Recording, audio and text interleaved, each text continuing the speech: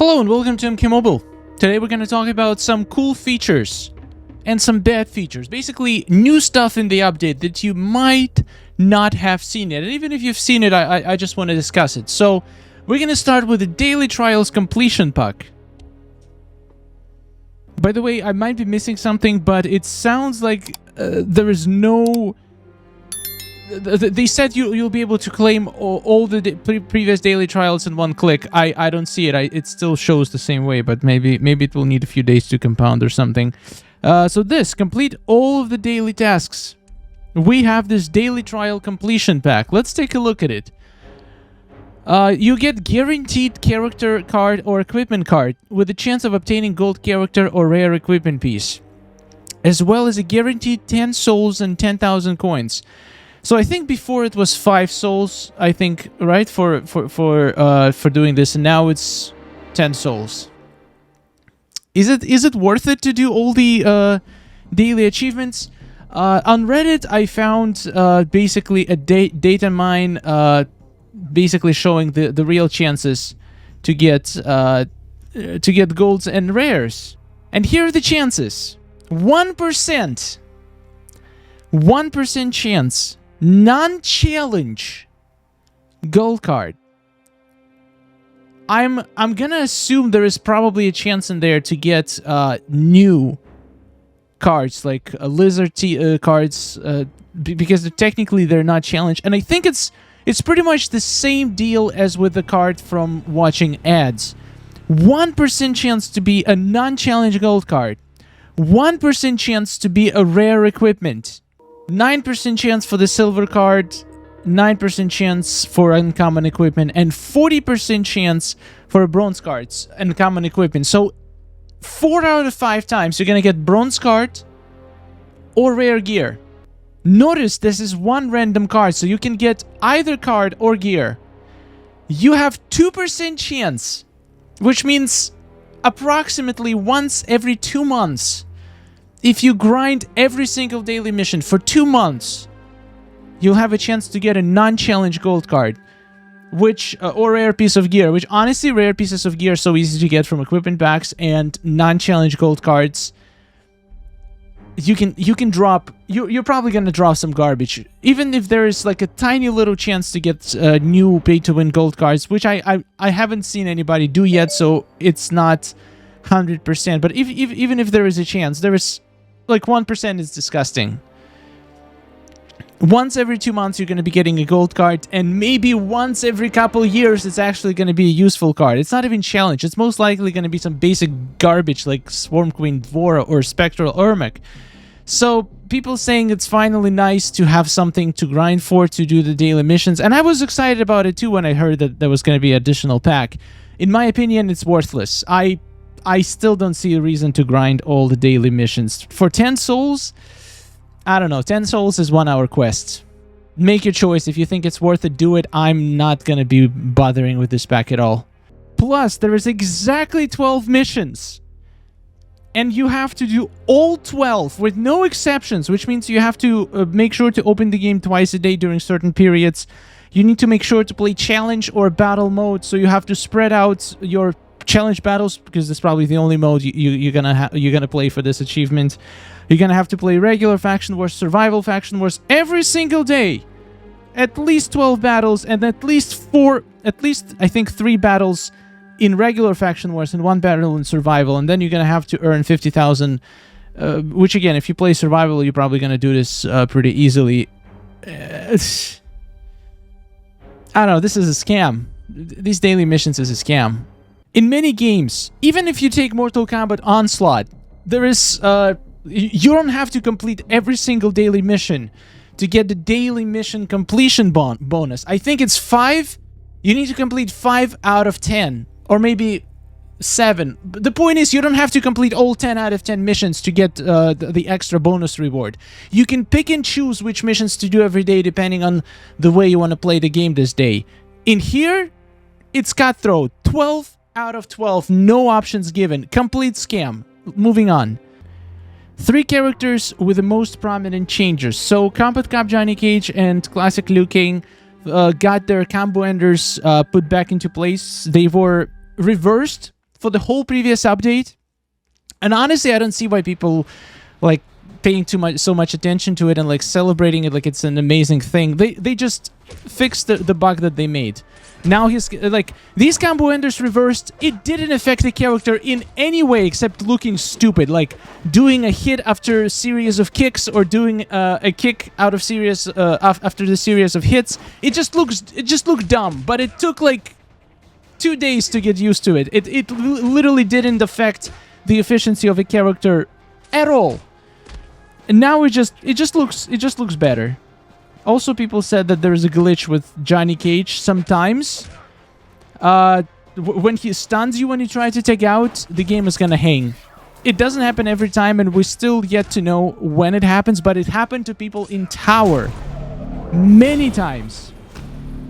So be careful with Johnny Cage. Try to not to tag on Johnny Cage in the Tower unless there is a chance you're gonna glitch the game out and lose the try. Look at this. Combo enders are fixed.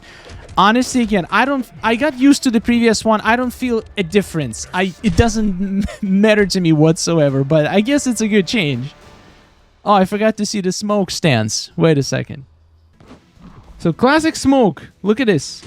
He got finally his OG animation for idle pose and for block, I think, as well.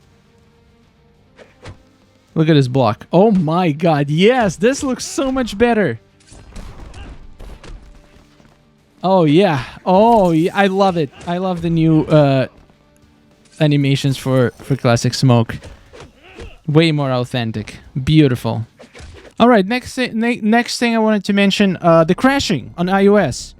It looks like, from my own experience and experience of people on social media, the game does crash less randomly. The keyword here is randomly. Before, the game would just crash consistently every like 15 minutes, 10-15 minutes on iOS.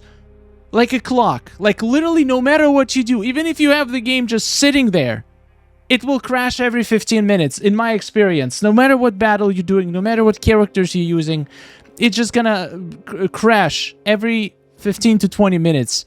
Now, those crashes seem to stop now, but a lot of people now reporting crashes on, like, when doing specific battles in the tower, with specific characters, specific gear. Again, there's no like, details on what exactly is causing the crashes, but at least the random crashing seems to be fixed. My game haven't crashed since the update yet.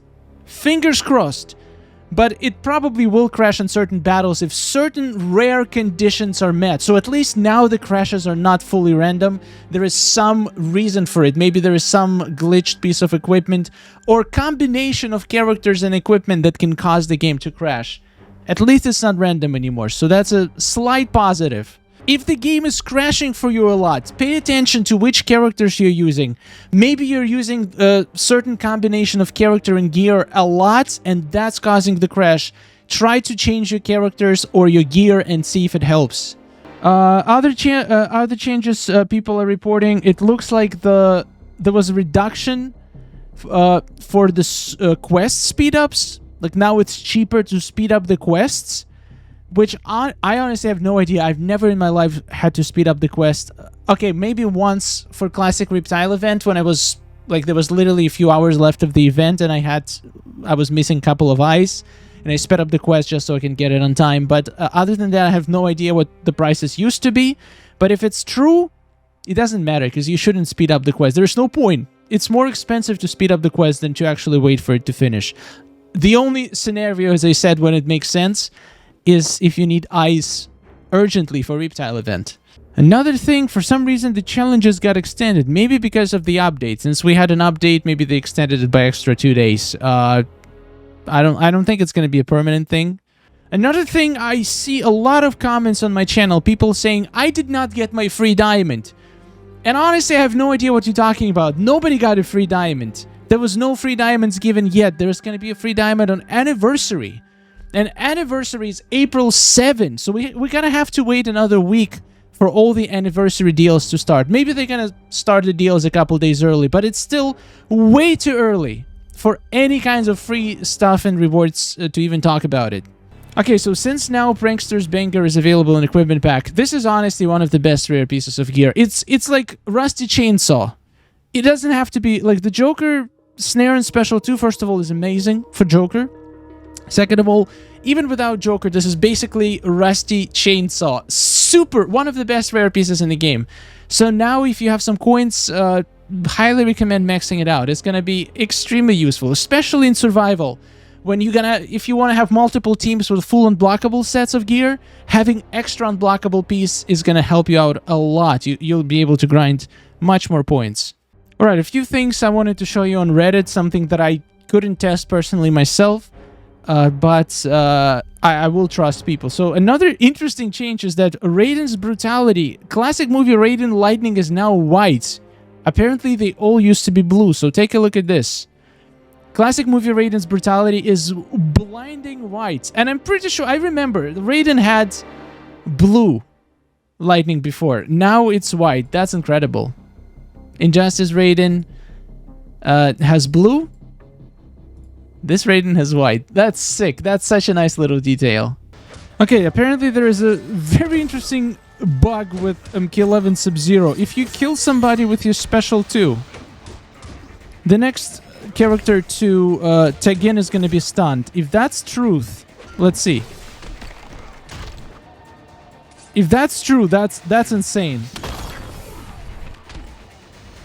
He applies stun. No, it's not about the next character. He just applies stun in Special 2. That's what he does. Let's try this again. Wait, it never applied stun before. So it's a block breaker attack. It's a grapple attack, and it applies stun. And this stun is even transfer. Look at this. He applied stun. What the hell? Is that on purpose? Is that an actual bug for MK11 Sub-Zero? My god, he needed a buff. I don't have any special gear, so this is literally just... It just happens. And if you kill... I'm trying to kill somebody right now. My god, how can I... Okay, I need to try this again. This is fascinating. Oh my god, it does work! What the hell? That's insane. Look at this. This is crazy. It does work, but not every time. I don't know how to explain, but when it works, I think you can even apply stun on just regular Special 2, like, without even killing somebody. So it's not... You don't necessarily have to kill somebody for this to apply. Let's try this. I mean, I'm pretty much gonna kill him right now. He didn't get stunned. Like, it happens sometimes, but still, even if it... Like, we need to figure out when it happens. This is so OP. Sub-Zero is now actually good. I'm impressed. I'm gonna be using him a lot since I got him to Fusion 2 now. Another thing I see a lot is, unfortunately, more people getting suspended. Look at this. My 7-year MKX Mobile account banned. My god. Your suspension appeal request has been reviewed, and unfortunately this account will remain permanently suspended as it was found to have cheated, utilized an exploit, or modified game files. This is literally copy-paste reply. I can guarantee they don't check anything. They just assumed if they were banned like automatically by some algorithm, they don't even bother to check. They're like, yeah, you banned, you must have cheated. You know what? If that was 1 or 2 reports when people claim that they haven't cheated, they were just playing the game normally for 7 years, and they just get banned one day. Like, if it was 1 or 2 people, I would say they're probably lying about not actually cheating. But I've seen hundreds of reports like this over the years from some people that I know personally, and I've talked to them before, and I don't think they would lie. There is no reason for them to lie, especially on Reddit. Like, you can lie to NetherRealm to try and get your account back, but when you got confirmed that you're not getting it back, there is no reason for you to go to Reddit and keep lying, because if you did cheat, if you did get banned, you're like, okay, that's fair. I tried to get my account back, but I knew what I was doing when I cheated. So, but there's so many people who are I believe, genuinely didn't do anything wrong. And they still got banned. And the craziest part when it happens, when you've been playing for 7 years. Imagine how many thousands of hours has this person put into his account. And I'm pretty sure probably spent some money as well, because it's pretty hard to play for 7 years and not spend a single dollar. Yeah, they don't check. They don't check. They just copy-paste the reply. They say after investigation. No! There was no investigation. Nobody reviewed the appeal request. They have no means to review it. Like, I'm pretty sure the support people who are replying to emails, they have no access to any information. Zero. The only thing they can do is to give you copy-pasted replies that they were trained to do. Nobody looks into these things. The only people who could look into these things are developers. They could actually determine if account have cheated or not, but they don't. Because that's not their job. Developers probably getting paid for like maybe a couple hours before each update to copy-paste new tower, new gear, and just fix a couple bugs to make it look like they're doing something. Developers are not gonna bother to check if you actually cheated and to actually run some tests on your profile to see. It's much easier for them to just use a bot that just, for some unknown reason, sometimes gets their wires crossed, and something that was actually legitimate might seem suspicious to them, and they just ban the account automatically, and then nobody cares enough to actually check if that was the right thing to do or not. I'm not like, it's normal to get banned. Like, YouTube uses bots to flag videos and to remove videos, and sometimes they're wrong, and that's when the manual review comes in. If you appeal the decision of the bot, a person comes in, looks at your video, and he can manually confirm if the video actually violates any policies or not. And if not, they're just gonna unban your video. But it doesn't seem to be the case with NetherRealm. They never, I'm 100% sure, never use manual review to confirm or appeal any decisions to suspend your account. They just copy-paste the reply.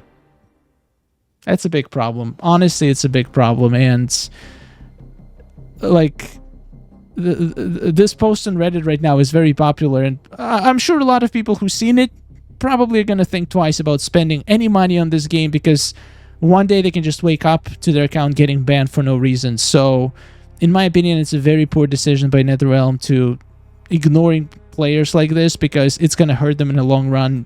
People will lose trust into their game and will not want to spend any money because of how risky it is and how little care they show about this issue. Anyway, thank you so much for watching. I'll see you in the next video.